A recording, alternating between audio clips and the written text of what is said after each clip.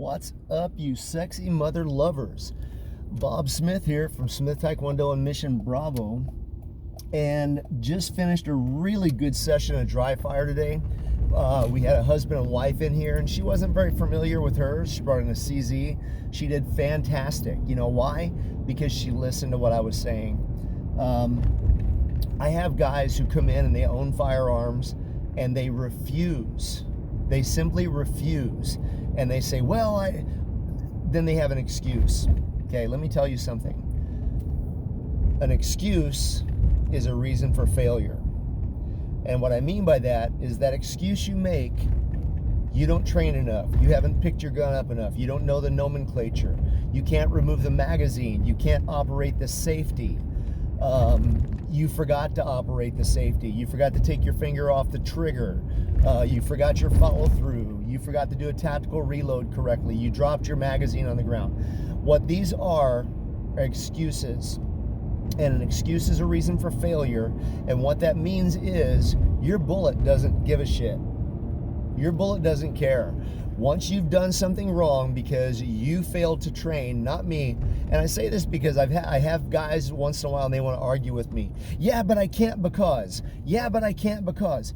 Let me tell you something. Every Glock that I own, and I own 6, every Glock that I own is identical. It's made exactly the same way. The magazine release operates the same. The trigger safety operates the same. The slide operates the same. There's nothing different about it.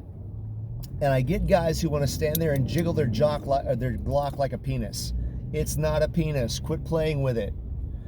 Point it at the target, point it in your workspace, and do what needs to be done. When they're doing their presentation, their draw stroke, a lot of guys want to shortchange because they're afraid of it. If you're afraid of your gun, it's because you are not familiar with it, and that's your fault. You become familiar with it through dry fire. There's no reason to never, ever be afraid of your gun. Your gun is not going to do anything. It's never going to fire by itself unless you have one of those cheap-ass Jennings throwaway guns that you buy from some crack dealer in downtown Detroit or Indianapolis. But the gun is never going to do anything without your consent, without your participation. So if you're sloppy ass on the trigger because you're barely touching the trigger, I didn't think I was touching the trigger. Well, guess what? You were. I didn't know I was touching the trigger. Well, guess what? You were. I didn't know I was pointing it at somebody. Well, guess what? You were. So that's your excuse. And the bullet doesn't care. So when you're doing dry fire sloppy at home and you shoot a loved one because you failed to check to see if your weapon was clear and safe, that is not the fault of anyone else. And guys always want to argue with me. I even had one guy told me, I'm done, because he couldn't draw, couldn't present, couldn't do anything correctly with his own firearm. His own firearm. This is your gun. It's up to you to be able to do it, to operate correctly. But he got frustrated because he couldn't keep up. How come you can't keep up? Because you don't understand how to hold it. You don't understand the grip. You don't understand the presentation. There's 4 steps to the draw, and guys just won't do it. And I think that everyone should have the right to own a firearm, even criminals. That's what the Second Amendment says, and that's my personal belief. With that being said, I think that you better be responsible enough when you own a firearm that you know how to be in charge of it and operate it correctly and safely and effectively. So if you're standing there looking at it, or you start pointing it like this to the guy next to you because you don't know why it's not working, you are unsatisfactory. And the bullet doesn't care.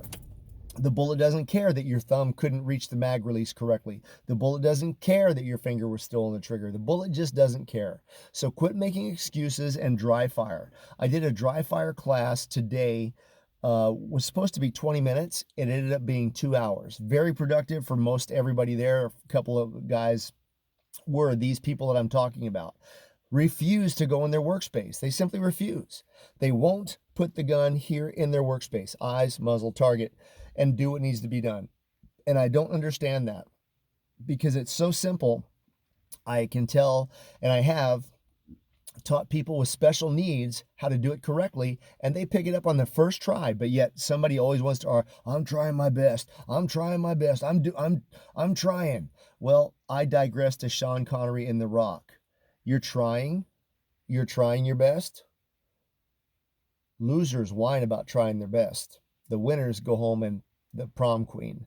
And that's what you need to do with your weapon. Your weapon is the most responsible thing that you're ever going to do, or irresponsible, but that's your choice. So don't grumble to other people if you can't keep up, if you don't know how to draw your weapon from the holster, if you can't pick it up off the counter correctly, if your grip is unsatisfactory. Those problems are not the instructor, the course, or anybody else. Those are on you. Your finger on the trigger, on you. Accidental discharge or negligent discharge, on you. So those are excuses. And you know what? When you accidentally shoot someone that you didn't intend to because of a lack of understanding, physical or mental understanding of that weapon system, that's on you. You can't blame that on anybody else. Bob Smith, Blood Makes You Related, Loyalty Makes You Family. I'll see you guys February 20th, Defensive Handgun Course. Out.